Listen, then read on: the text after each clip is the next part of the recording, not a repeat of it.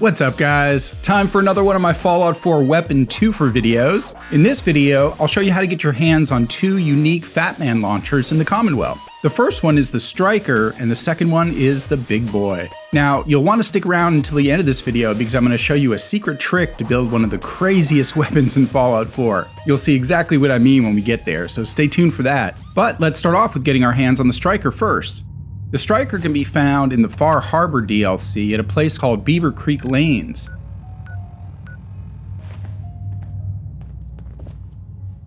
I've already cleared the place out of ghouls to speed this video along, so I'll literally just walk through the joint to show you where you can find the Striker. Oop, autosave lag there.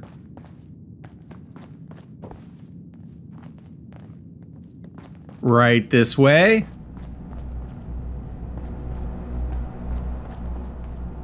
Then it's just up these stairs.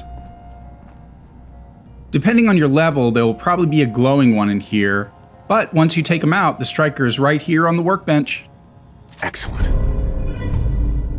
As you can see, it's also got a legendary effect in addition to using bowling balls as ammo. The effect is similar to the kneecapper effect, except instead of a 20% chance, it's up there at 50%, which is rather amazing. For ammo, it uses these special modified bowling balls, which are not the same as regular bowling balls. There's only a few here, but if you head over to this terminal over here, I'll show you how to get more.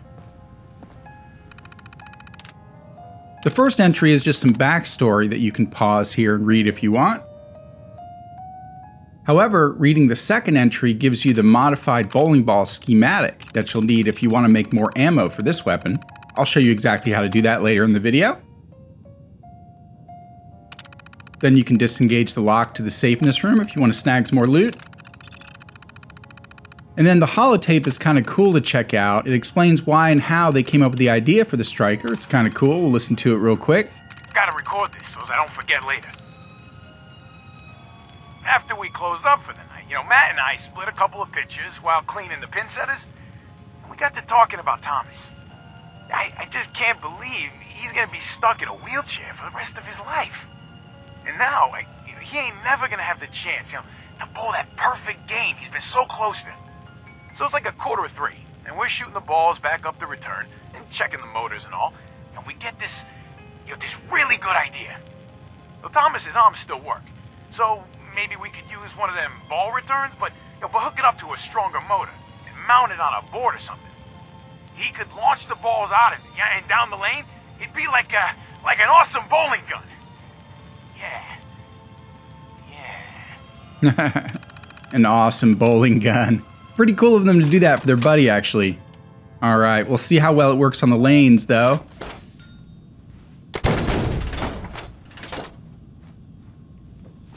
Not exactly the best gun for bowling, or hip firing for that matter. It's got a pretty swift drop-off. It may not be the best tool for bowling, but it's pretty devastating as a weapon against enemies, especially with the use of VATs. I'll show you that in a second. As you can see though, you can collect the bowling balls after you shoot them. So there's that. You'll need regular bowling balls to make the ammo, and there's plenty of bowling balls you can collect lying around this place. Now let's head over to my favorite spawning spot over near Fallon's department store, and I'll show you the Striker in action. I should have shot this during the day, oh well. Alright, looks like we have some Rust Devils for target practice. You'll only get a few shots in VATs, but the range is significantly better than if you just hip fire it.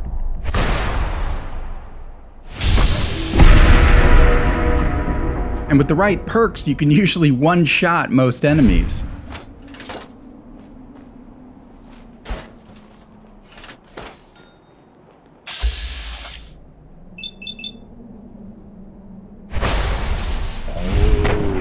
And if you don't one-shot the enemies, then they'll usually be crippled nevertheless. Admittedly, it's a pretty slow animation with the whole VATS reloading thing, but at least it's kind of cool looking.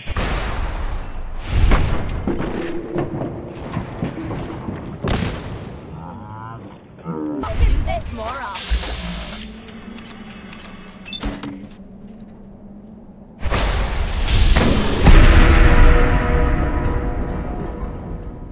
Okay, now onto the Big Boy. You can pick up this beast in Diamond City. It's sold by Arturo. It's kind of expensive, so I usually put on some charisma clothing and down a beer or something, or maybe some great men's hats if I'm low on money. But while I'm doing all that, you might be wondering what's so unique about a Fatman you can just buy from a vendor in Diamond City. Well, normally nothing. I mean, it's a pretty devastating Fatman that you'll see in a second. But there's another reason, and it has to do with the striker we just picked up. So stick around to the end of this video and you'll see why. It'll be worth it. We can talk about guns, or maybe you want to consider something more up close and personal. Let's see what you have. Everything hand-tooled.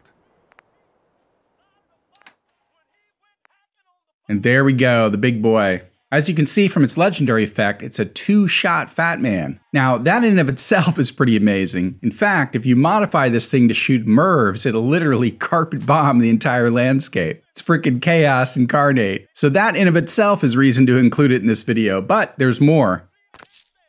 We are now here at my weapons workbench at the Red Rocket, and I'll show you this amazing little trick now. Anyway, head down to modify the striker. When you do, you'll see that the bowling ball feature is actually a removable mod. Yep, that's right. That means it can be placed on another Fatman. It'll take a grip of materials, but you'll need to modify it down to a standard launcher to remove the mod.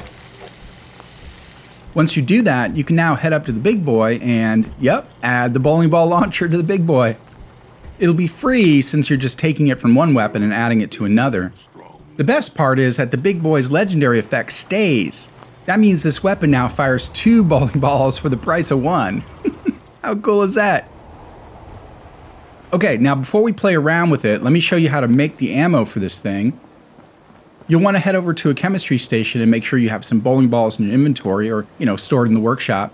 You'll find the option down at the bottom under utility. Yep, finally something else there besides the cutting fluid. Pretty cheap to make as long as you have those bowling balls stocked up. It's especially cool with this big boy, however, because remember how you can collect the bowling balls after you shoot them? Well, if it's creating an additional projectile, that means it's actually manufacturing ammo for you in a way. That's worth the price of the admission right there, folks. And there you go. Greed, hate, anger. It's a shame that humans seem to rely on negative emotions in order to survive. Alright, now let's equip this bad boy and see if there's any enemies lurking about that'll make for some good target practice.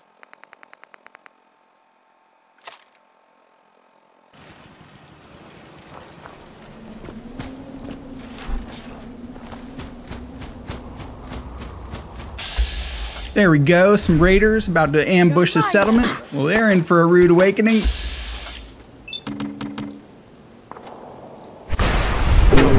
And as you can see, the ball splits into 2, decimated the raider, and now there's 2 bowling balls rolling about. Gotta collect that bowling ball real quick. Found you again. Now this raider has cover, but we'll see how well the critical works on this thing.